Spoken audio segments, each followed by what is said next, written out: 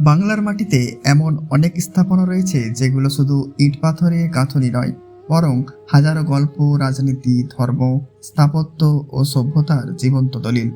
সেই তালিকার একেবারে শীর্ষে রয়েছে আদিনা মসজিদ।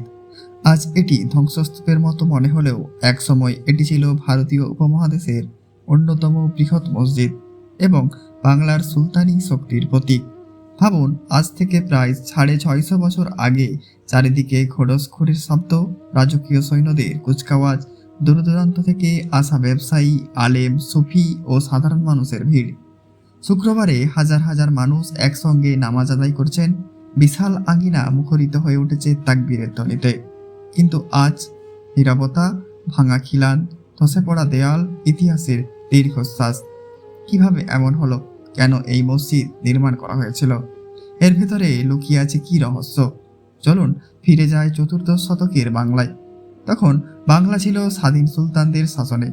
দিল্লির অধীনে না থেকে বাংলার শাসকেরা নিজেদের শক্তিশালী সাম্রাজ্য গড়ে তুলেছিলেন। সেই সময় ক্ষমতায় আসেন সুলতান সিকান্দার শাহ। তিনি ছিলেন ইলিয়াস শাহী বংশের অন্যতম শক্তিশালী শাসক। তার স্বপ্ন ছিল এমন একটি জামে মসজিদ নির্মাণ করা যা শুধু ইবাদতের স্থান নয়, বরং পুরো বিশ্বের কাছে বাংলার ক্ষমতা, সমৃদ্ধি ও স্থাপত্য শৈলীর পরিচয় বহন করবে। 1373 থেকে 1375 সালের মধ্যে শুরু হয় বিশাল এই নির্মাণ কাজ। হাজার হাজার শ্রমিক, কারিগর, পাথরশিল্পী ও স্থপতি দিনরাত পরিশ্রম করেন। দূর দূরান্ত থেকে আনা হয় বিশেষ পাথর ও নির্মাণ সামগ্রী। বাংলার নিজস্ব পোড়ামাটির কারুকাজের সঙ্গে যুক্ত হয় পারস্য ও মধ্য এশীয় স্থাপত্যের প্রভাব। ফলাফল এক বিস্ময়। মসজিদের দৈর্ঘ্য প্রায় 170 মিটার এবং প্রস্থ প্রায় 100 মিটার। সে সময় এত বড় মসজিদ কল্পনা করাও কঠিন ছিল। কেন্দ্রীয় নামাজঘরের উপর ছিল বিশাল গম্বুজ, চারিদিকে অসংখ্য খিলান, স্তম্ভ এবং সুদৃশ্য অলঙ্কার। ধারণা করা হয় একসময় এখানে শত শত গম্বুজ ছিল, যদিও আজ তার অধিকাংশই ধ্বংস হয়ে গেছে।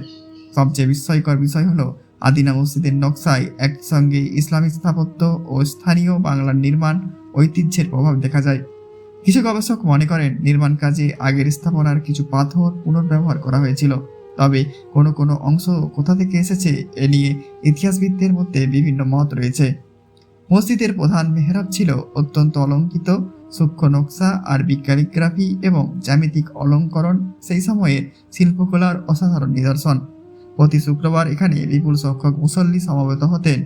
শুধু ধর্মীয় অনুষ্ঠান নয়, সমাজ জীবনের নানা গুরুত্বপূর্ণ বিষয় ও প্রাঙ্গণকে কেন্দ্র করে পরিচালিত হতো। কিন্তু প্রশ্ন হলো, সুলতান সিকান্দার শাহ এত বিশাল মসজিদ নির্মাণ প্রয়োজন কেন অনুভব করেছিলেন? ইতিহাসবিদদের মতে এর পিছনে ছিল একাধিক কারণ। প্রথমত, এটি ছিল ধর্মীয় কেন্দ্র।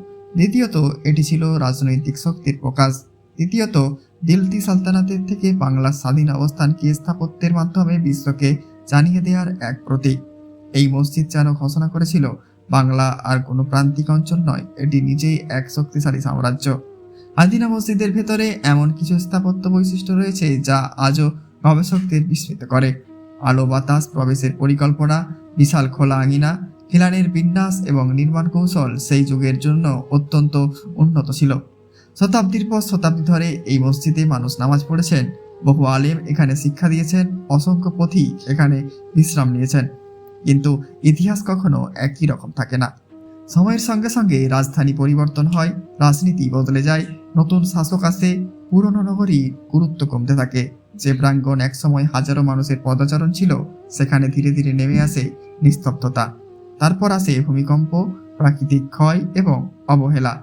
একের পর এক গম্বুজ ধসে পড়ে, দেয়ালের অংশ ভেঙে যায়, অসংখ্য অলঙ্করণ হারিয়ে যায় সময়ের গর্ভে। তবু আজও দাঁড়িয়ে থাকা ভাঙা খিলানগুলো যেন অতীতের গৌরবের গল্প বলে।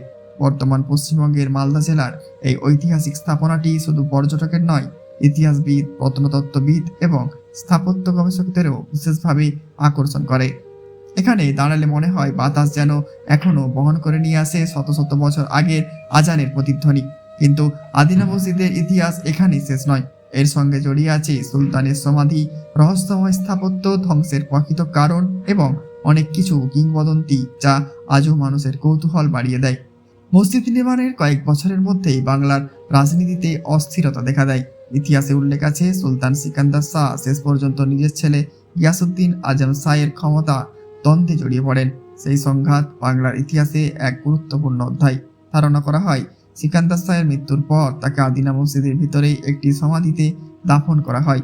আজও সেই সমাধি দর্শনার্থীদের কৌতূহলের কেন্দ্র, যদিও সমাধির কিছু বিষয় নিয়ে ইতিহাসবিদদের মধ্যে মতভেদ রয়েছে।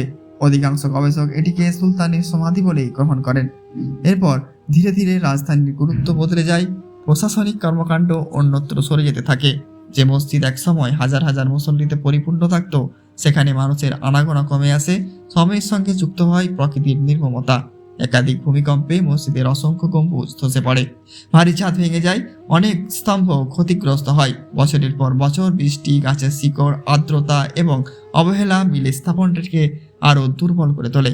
অনেকে মনে করেন মানুষের হাতে ক্ষতি হয়েছে। অতীতে ভাঙা স্থাপনা থেকে ইট ও পাথর খুলে অন্যান্য নির্মাণে ব্যবহার করার ঘটনা বিভিন্ন ঐতিহাসিক স্থানে ঘটেছে। আদিনা মসজিদেও সেই ভাগ্য এড়াতে পারেনি বলে গবেষকদের ধারণা। তবে একটি বিষয় আজও বিস্ময় জায়গায়, এত বড় স্থাপনা আংশিক ধ্বংস হলেও এর প্রধান দেয়াল, বিশাল খিলান এবং কিছু অলঙ্করণ এখনও টিকে আছে। এগুলো প্রমাণ করে নির্মাণ কৌশল কতটা উন্নত ছিল। আদিনা মসজিদকে ঘিরেই নানান লোককাহিনীতে প্রচলিত আছে। কেউ বলেন এখানে গুপ্ত সুড়ঙ্গ ছিল, কেউ বলেন রাজকীয় ধন সম্পদ লুকিয়ে রাখা হয়েছিল, আবার কেউ দাবি করেন রাতে অদ্ভুত শব্দ শোনা যায়। কিন্তু এসব দাবির পক্ষে নির্ভরযোগ্য ঐতিহাসিক বা প্রত্নতাত্ত্বিক প্রমাণ নেই। ইতিহাস ও লোককাহিনীর পার্থক্য বোঝা জরুরি। রহস্য আকর্ষণীয় হতে পারে, কিন্তু সত্য যাচাই করা আরও গুরুত্বপূর্ণ।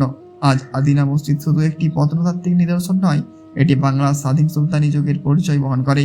এর প্রতিটি ইট, প্রতিটি খিলান এবং প্রতিটি ভাঙা দেয়াল অতীতের গৌরব, সংগ্রাম ও পরিবর্তনের গল্প বলে। বর্তমানে এই ঐতিহাসিক স্থাপনাটি সংরক্ষণের উদ্যোগ নেওয়া হচ্ছে, যাতে ভবিষ্যৎ প্রজন্ম বাংলার এই অনন্য ঐতিহ্যকে কাছে থেকে জানতে পারে। দেশ বিদেশের গবেষক, শিক্ষার্থী এবং পর্যটকেরা প্রতি বছর এখানে আসেন ইতিহাসকে অনুভব করতে। ভাবুন তো, যে প্রাঙ্গণে একসময় হাজারো মানুষের কণ্ঠে একসঙ্গে তাকবীর ধ্বনিতে হতো, আজ সেখানে শুধু বাতাস বইছে, কিন্তু ইতিহাস কখনো পুরোপুরি নীরব হয় না। ভাঙা দেয়ালের কথা বলে, ধ্বংসস্তূপ গল্প শোনায়। আর আদিনা মসজিদ যেন আজও আমাদের মনে করিয়ে দেয়, শক্তিশালী সাম্রাজ্য, অগাধ সম্পদ এবং বিশাল স্থাপত্য সময়ের পরীক্ষার কাছে চিরস্থায়ী নয়। স্থায়ী থাকে কেবল মানুষের কর্ম, জ্ঞান এবং ইতিহাস থেকে শেখার সুযোগ। আপনি যদি কখনো পশ্চিমবঙ্গের মালদা জেলায় যান, তাহলে আদিনা মসজিদের সামনে কয়েক মিনিট নীরবে দাঁড়িয়ে থাকুন। হয়তো অনুভব করবেন শতাব্দী পেরিয়েও ইতিহাসের সেই প্রতিধ্বনি এখনো বাতাসে ভেসে বেড়ায়। এটাই আদিনা মসজিদের সবচেয়ে বড় রহস্য। এটি শুধু একটি ধ্বংসপ্রাপ্ত স্থাপনা নয়, বরং বাংলার অতীত, গৌরব, স্থাপত্য শিল্প এবং সভ্যতার এক অমর স্মারক। ভিডিওটি ভালো লাগলে অবশ্যই লাইক করবেন, কমেন্ট করবেন, শেয়ার করবেন এবং চ্যানেলটি সাবস্ক্রাইব করবেন।